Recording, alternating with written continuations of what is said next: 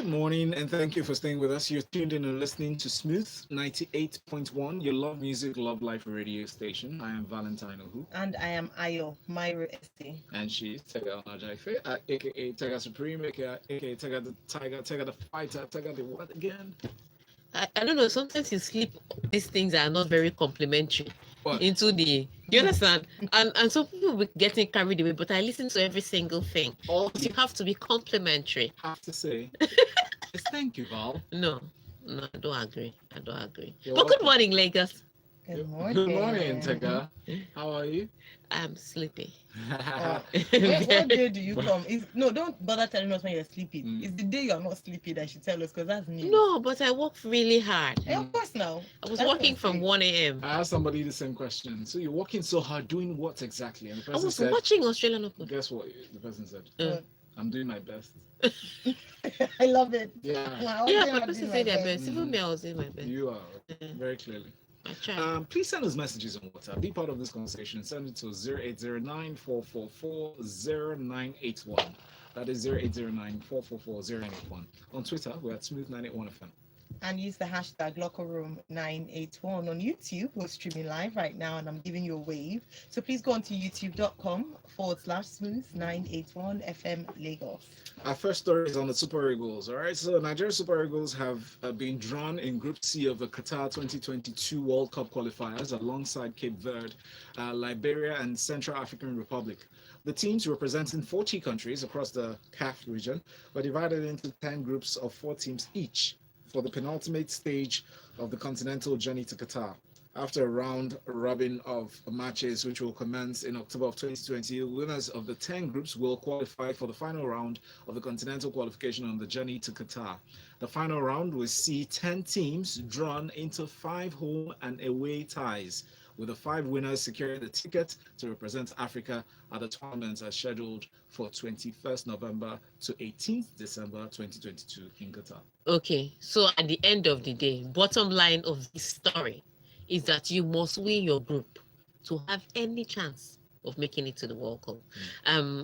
Nigeria has no excuses. There's no such thing as best loser. Only leaders go through. So groups with that have Ghana, like the group that has Ghana and South Africa, one of those two will drop. And that's not good news for even one of the citizens of those countries. And another group has Cote d'Ivoire, Cameroon.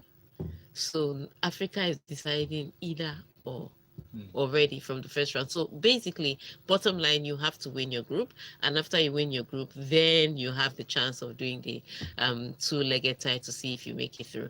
So there is no game that is easy. There is no game that is casual.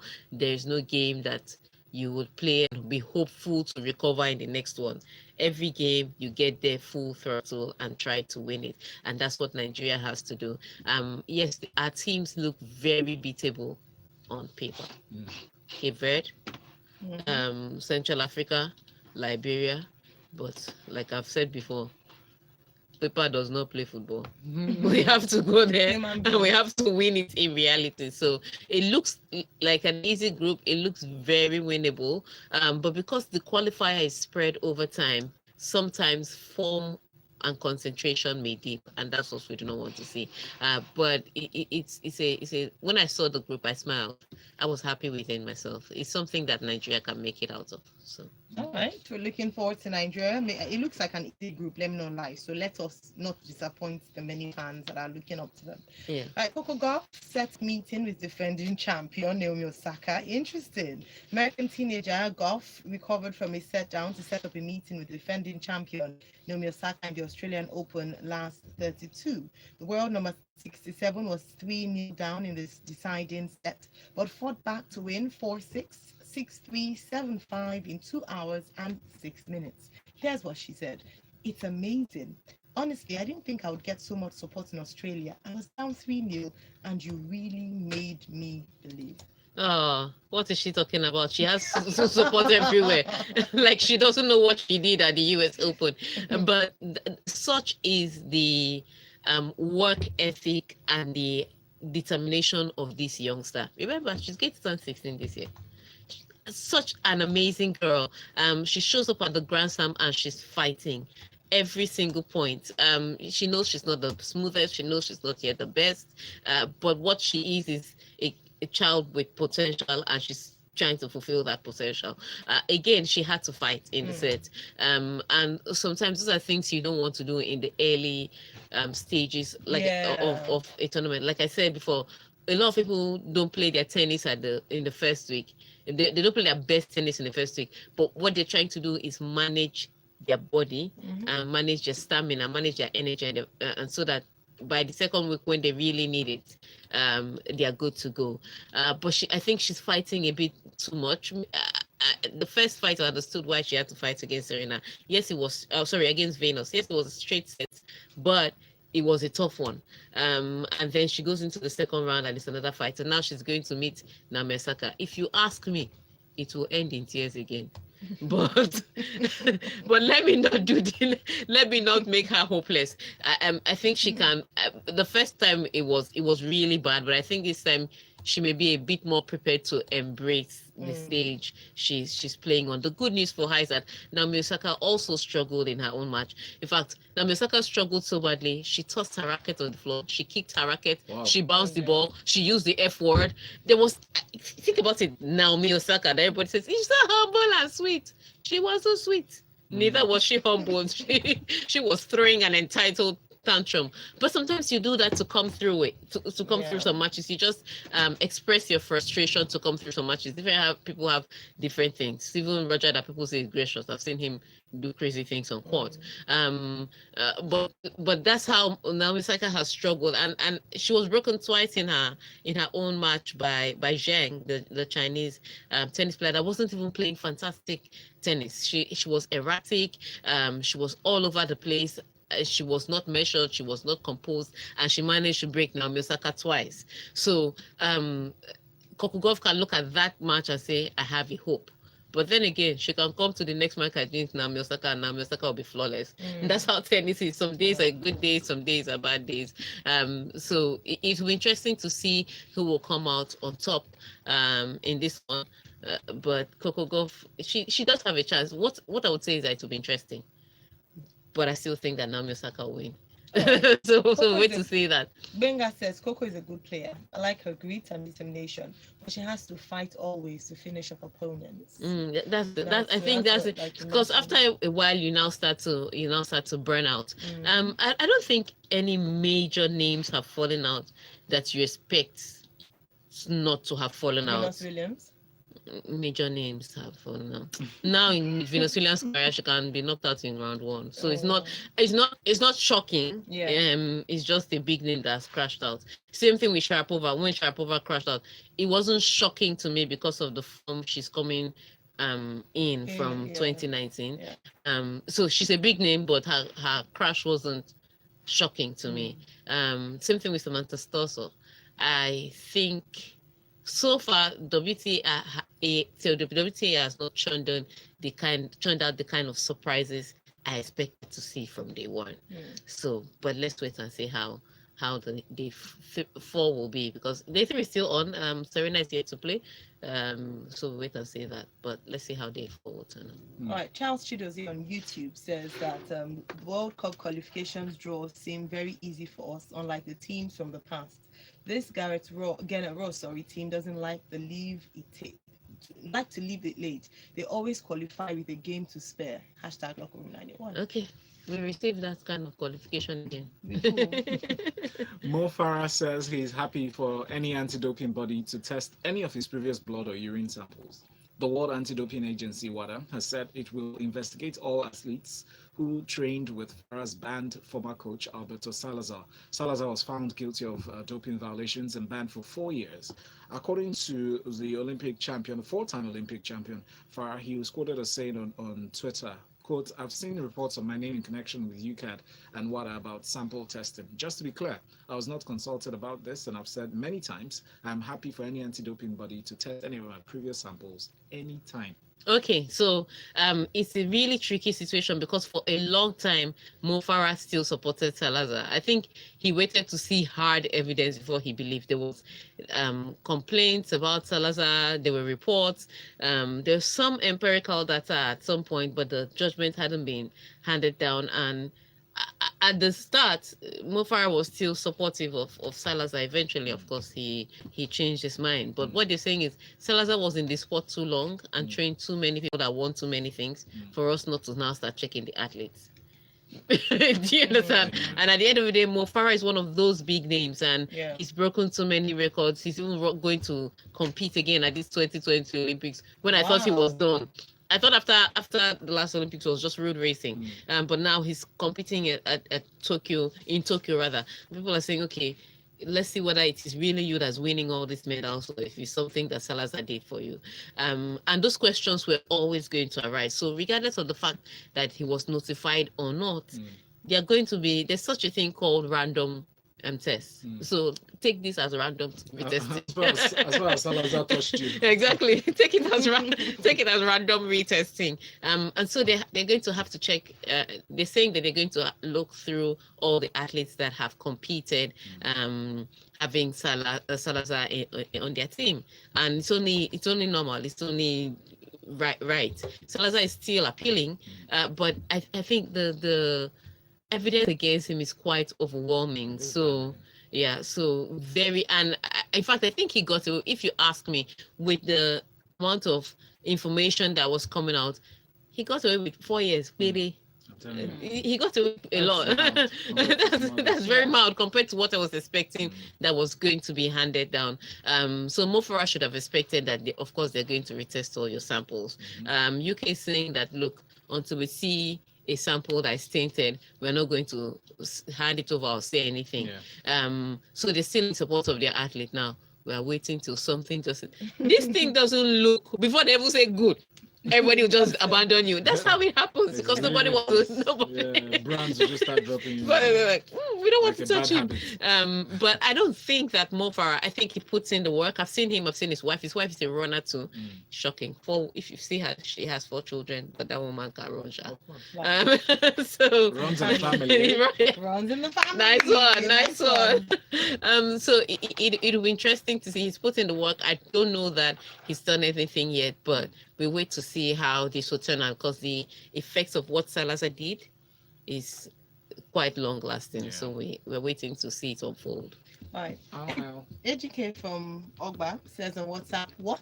Sweet Naomi got a street credibility we didn't know about. Be curious is a saint now. I agree. All right, we have this one from Lorenzo, who shot Napoli into the semi-finals of the Italian Cup on Tuesday with the only goal in an eventful 1-0 win over informed Lazio. Yes, so Lazio, incredible Lazio, with Ciro Immobile that has scored 26 goals in all competition, suddenly missed a penalty in a game that they needed it the most.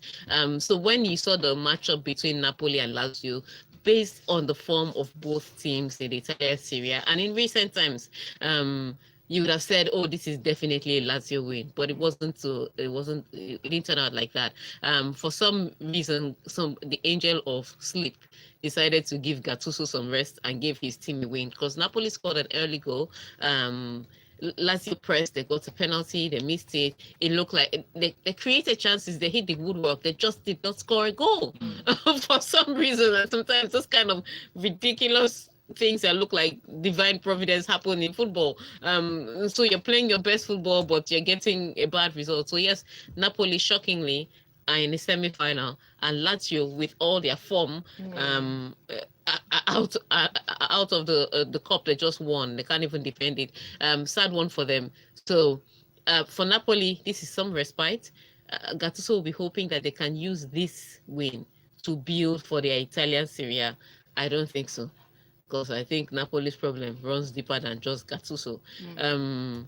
But however, he'd be hoping that this win over an informed side would give his team the confidence to push and then win.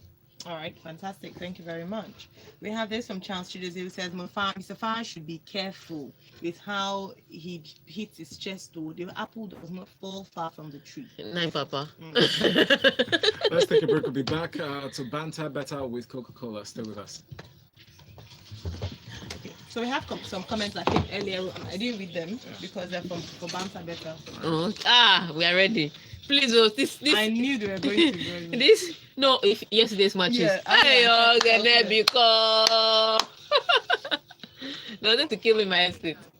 I think we need to be finishing before 8:30 when they Yeah. They shouldn't be doing this. they shouldn't be. I said it. You'll be there when I say it today, so that I will have backup.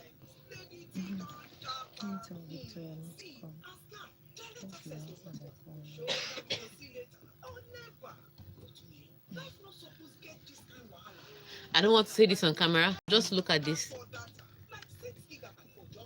Just look at this message.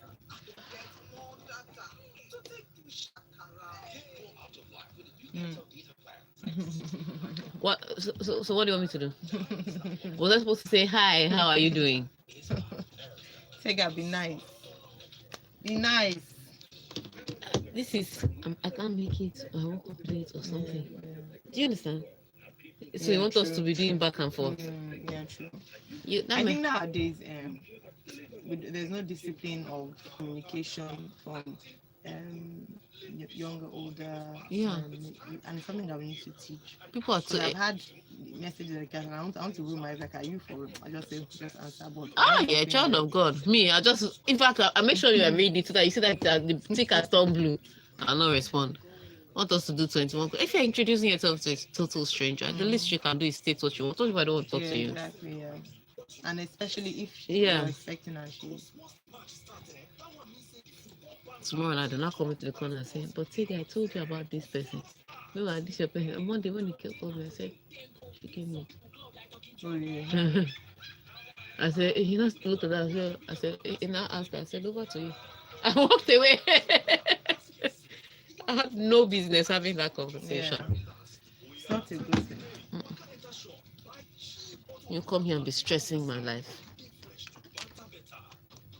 Are we back? Almost back.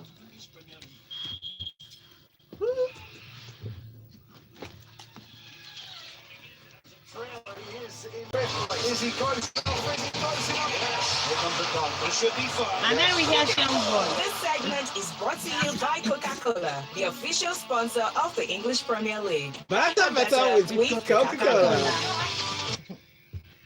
Yes, we have somebody we tease about that. Banter better with Coca-Cola. Sounds so nice. It is time for us to talk. And we know you do this talk in a very civil manner. We know you're very witty. We know you're very funny.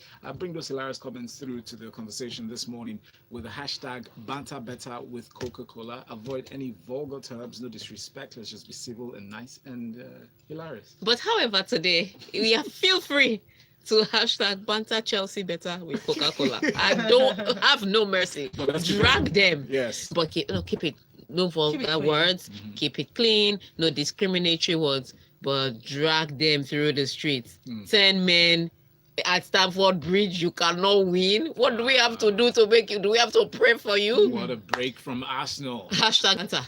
Yes. Hashtag banter better with Coca-Cola.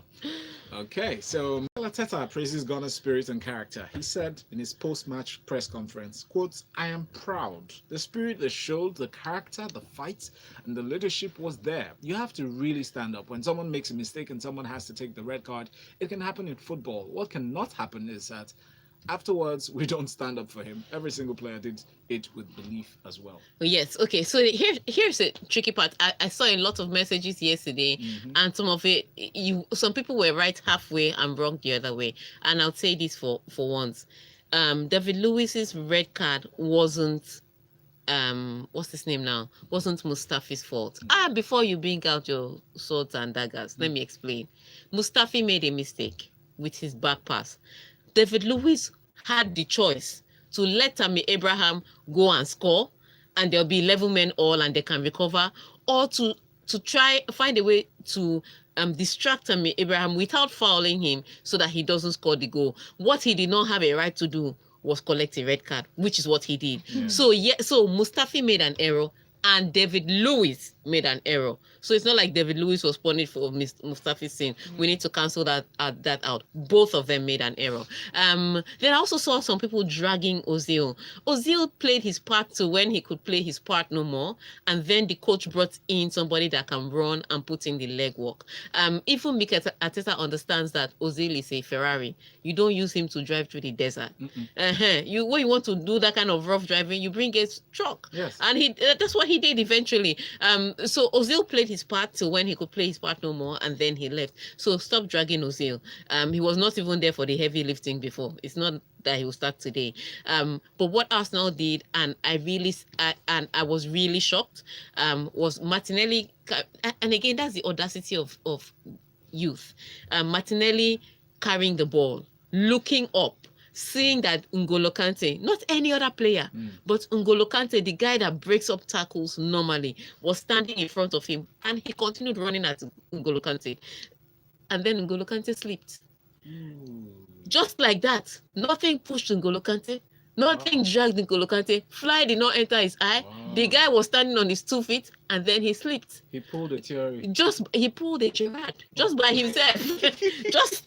I kid you not, there was no force of gravity. There was no gust of wind that blew. But how the guy breathed? The guy behind. Yeah, breathed or pushed. The faith in Martinelli made Nkante to sleep. But what happened was, it was astonishing. It's not something you normally see players do. Yeah. They normally look to pass to somebody else, or they normally look for a teammate that's running with them. But he just kept running at N'Golo Kante. Then N'Golo Kante sleeps, then he goes and scores the goal. And that was the beginning of the revival for Arsenal. The minute they could score one with 10 men, they believed that they could score another one. And so the equalizer wasn't surprising when it came from Bellerin. But kudos to Arsenal. It was not something I've seen naturally from them. The character, the fighting spirit. Even Ozil on the bench was hitting the chair in celebration. I was like, the pump and pageantry is out. He must have worked so hard. Yes. Beyond all the psychological trauma that he's been going through. He didn't even think of how he was going to be dragged on Twitter. He was just focused on, my team is getting something despite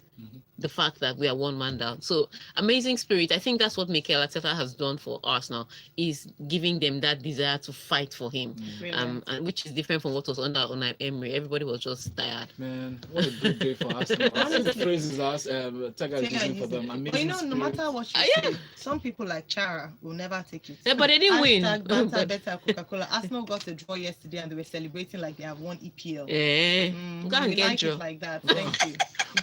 Who's up from Agungi says, I suspect you guys want to use Arsenal, Chelsea. It's a banter again today. Well, let us mark YX scripts for Chelsea versus Arsenal match last night. Chelsea 2 goals from 19 attempts equal to 10.53%. Arsenal 2 goals from 2 attempts equals to 100%. Result, Arsenal A1, Chelsea F9. That's right. Hashtag Banta Better Coca-Cola. Bukola from VI says, hope you know the Arsenal fans are coming for you. That's Tega with their bangs this morning. Today should have been the day your Monday guest, can't remember. That was Dayo. Yeah, Dayo came in for the show. Have a lovely day, guys. Thanks, Bukola. Thanks, Bukola. Femi says, hashtag banter better with Coca-Cola. Arteta has really improved Arsenal by taking them from 2 goal difference to 3 and back to 2. Thumbs up. And then we have here from Zizi Classic, hashtag banter better Coca-Cola. A friend said everything is the most disappointing team in Europe this season. So then I asked him, what of Arsenal? He then said to me, do you count the devil when counting sinners? Arsenal signing Mustafi and David Luiz to solve their defensive problem is the biggest joke of the decade. Wow. Emma from Makoka says, hashtag banter better with Coca-Cola. Martinelli is my favorite striker. I shall not lack goals. He maketh N'Golo Kante to lie down and grip past. Yes, sir. Lacazette is at Abaya. He's just doing video vixen in Martinelli's goal when his mates are giving assist. Arsenal fans should sue Mustafi. Just maybe he will learn how to defend himself for once. Oh, nice one. He says seeing him head like low budget Sergio Ramos. Nice. No, you went in. You went in. Am I long time, by the way? I was just thinking about the Low other day that I budget haven't heard Sergio from you in a Ramos. while.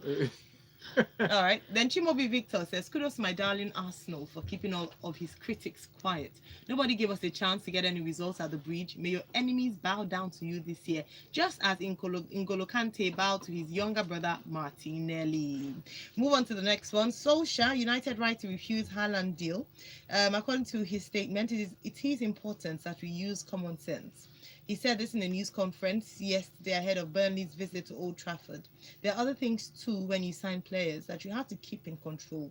You can't give agents control by giving buyout clauses and stuff. Yes, I would say this, because of these agents and these third party deals, FIFA has written and rewritten rules again. In fact, they have a recent one that agents like Mino Raiola are fighting. So you see how powerful it is that agents now wake up in the morning and fight a body like FIFA. And I think that's one of the things that was tricky. Yes, I know a lot of people say, but Manchester United is a club that used to pull deals before and buy players, but the game has become a little more dirty than it was. A little more dirty legally. I don't know how to explain it, but they found loopholes that they can take advantage of. And that's what's making the game messy. Because yes, United need Haaland's goal, but do they want to deal with third-party clauses and buyout clauses and with agencies determining what really happens to players, or agents determining what really happens to players? I don't think they want to do that. That being said, it would have been nice for Manchester United to have Haaland, at least for their game today. The guy went to his first game, scored hat-trick. Imagine if he brings hat-trick to the game today. You understand? So they need his goals. So perhaps you ask, the choice between the devil and the deep blue sea. Should I bargain with agents and get my goal scorer, or should I leave my goal scorer? I don't know. So let's move to YouTube now. Thank you very much, Ayo, for highlighting that. Colin Tine says, Lampard, hey, Ngolo, why did you sleep there? And then Ngolo replies, I really can't explain. Hashtag banter better. Wonderful. Nice one. Charles says Chelsea is like that dull student in class. You allow him to copy your work, but he still finds a way to score a 0/10. Hashtag banter better with Coca-Cola. And Discovery says, Timmy, if it's by the number of corners, Chelsea will be top in the league. And this Chelsea is, that's from Timmy.